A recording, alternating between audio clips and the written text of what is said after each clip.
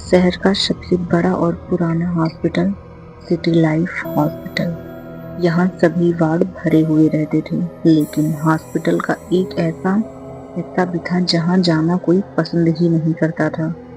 मार्ग, room number 7, जहाँ मृत शरीर रखे जाते थे। कहते हैं कि उस रूम में रात को किसी के कदमों की आवाज आती है, जैसे कोई शव उठकर चलता है।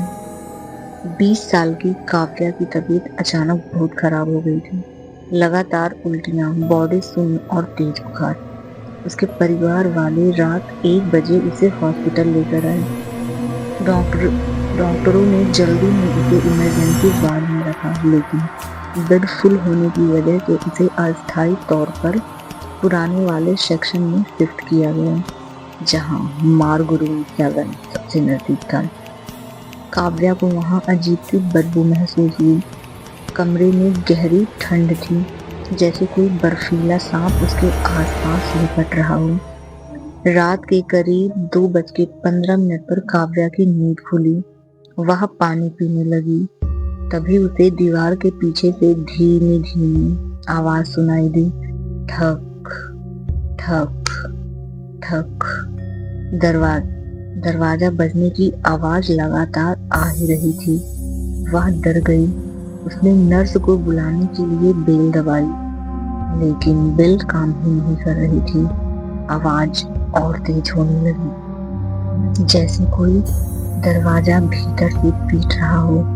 काव्या डर के मारे कांपने लगी। अचानक उसके कमरे का दरवाजा अपने आप खुल गया और एक सफेद कफन में लिपटी महिला बाहर खड़ी थी।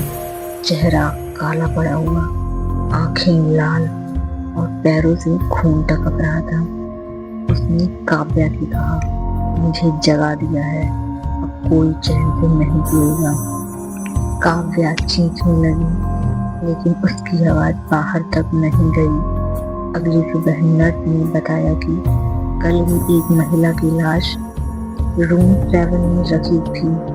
मौत का कारण गलत इंजेक्शन और दवाई, और मरने से पहले वह घंटों तड़पती रही। दरवाजा बंद था और स्टाफ बदलने की वजह से किसी ने उसकी चीखें भी नहीं सुनी थी। काफी देर बाद पता चला कि वह जिंदा थी, लेकिन उसे सौ समझकर कफन में बांध दिया गया था।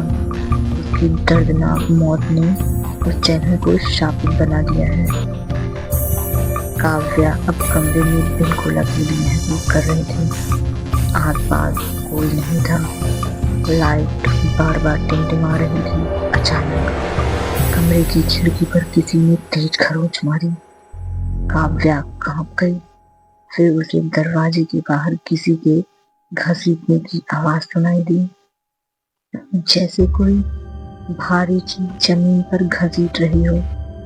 आवाज सीधे उसके कमरे के बाहर आकर रुक गई। फिर धीमी सी हंसी, अंदर तक काट देने वाली। काव्या ने चादर अपने ऊपर खींच ली, लेकिन तभी कमरे का दरवाजा धीरे धीरे खुला और वही कफन वाली महिला अंदर आई। इस बार वह और भी डरावनी थी। चेहरा सड़ चुका, हाथों में लंबे काले नाखून और उसके पैरों में जमीन खून से लाल। वह काव्या के बिल्कुल पास आकर बोली, मेरे साथ चल, यहाँ से कोई जिंदा नहीं जाता। और उसने काव्या के पैरों को पकड़ लिया। काव्या दर्द से चिल्लाती रही। वह लड़की उसे बेड से नीचे खींच रही थी। काव्या ने पूरी ताकत से नर्स कॉल बटन दबाया और इस बार अचानक बेल बजने लगी। नर्स दौड़कर कमरे में आई, लेकिन जैसे ही दरवाजा खुला, कफन वाली महिला गायब। काव्या फर्श पर पड़ी तड़प रही थी। उसका पूरा शरीर नीला पड़ चुका था। सांसें टूट रही थी। दिल तेज से धड़क रहा था। नर्स ऑक्सीजन देने की कोशिश कर रही थी, लेकिन कुछ काम नहीं आया। काव्या ने मरने से कुछ सेकंड पहले कहा, रूम नंबर 7 कभी मत खोलना। और तड़प तड़प कर उसकी मौत हो गई। अगले दिन हॉस्पिटल स्टाफ ने रूम नंबर 7 खोला तो दरवाजे पर खून के निशान थे और जिस महिला की लाश वहां थी उसका कफन खुला पड़ा था, लेकिन शव गायब था। आज भी रात में कोई रूम नंबर 7 के पास जाता है तो उसे वही आवाज सुनाई देती है, ठक ठक ठक, मुझे बाहर निकालो।